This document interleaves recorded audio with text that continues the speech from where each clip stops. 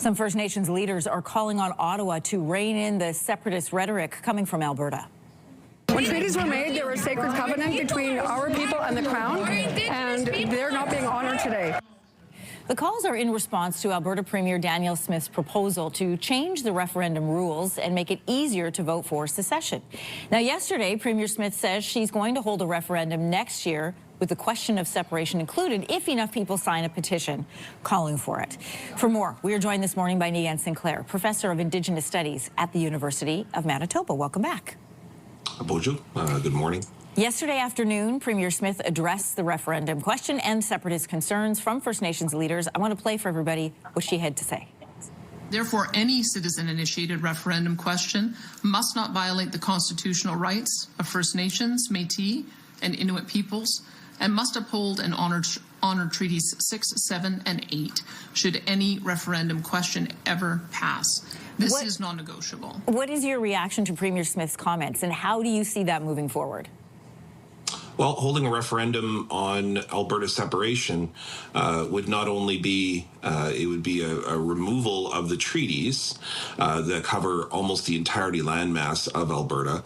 It would also mean that land would revert back to First Nations, and therefore Alberta's in for some negotiation. And it would be a process that would be long because unlike the first 70, 80, 90 years of Confederation, Indigenous peoples have lawyers now, and therefore the treaties would be much more fairer and be much more inclusive of what would be Canadian law or constitutional law, or if Alberta wishes to separate, they'd better start to come up with an idea of how they're going to share the land, or perhaps how they're going to negotiate for the land from First Nations.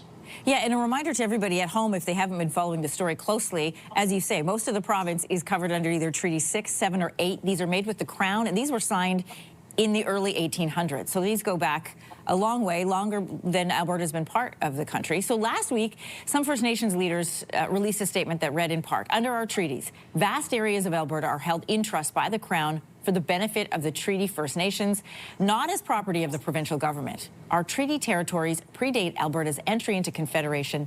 That happened in 1905. So what is covered under the treaty rights in relation to the land in Alberta? Well, absolutely everything. The recognition of Indigenous ownership, or what's called title, is way back to the Royal Proclamation of 1763 by King George III. And not going too deep dive into you, I would just say that there's a recognition of Indigenous ownership of the land. Then the Crown goes into agreements called the treaties back in the early days of Confederation. And what that forms is a relationship, an agreement to share territory, not quite in the terms of what First Nations would imagine sharing, but it's certainly an agreement in which to occupy the land together.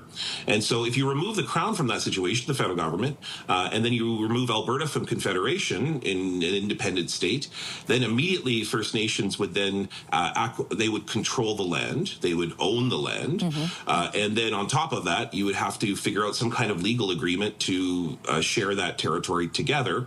And simply put, it's just absolutely preposterous to imagine that Alberta would just do this unilaterally without considering First Nations on the front end. Before even having a referendum, you should talk to First Nations first. She also mentioned that First Nations and treaty rights would be part of the question if a referendum is posed to the people of Alberta. But what could that language possibly look like? What it probably would look like, and this is where I think this is not really about a referendum. This is about appealing to a political base. This is about distracting from scandals that Danielle Smith is involved in. What probably that referendum question will be is very similar to Quebec, to begin the negotiations process to talk about separation. And that may be involving, let's say, for example, starting a negotiation process of inviting First Nations to a discussion table of what does separation look like. Do Alberta First Nations wish to join with Alberta to join with and create a sense of a new state together? When Quebec tried this, what happened was the James Bay Cree Inuit in the north, they held their own referendums when in 1995 Quebec wished to separate, and with a very close referendum in 1995. The James Bay Cree and the Inuit both voted unilaterally, 96% each, to stay with Canada. And so Alberta may be in for a little surprise there. Niigaan Sinclair, Professor of Indigenous Studies at the University of Manitoba. Great to have your perspective on this morning. Thanks for coming back.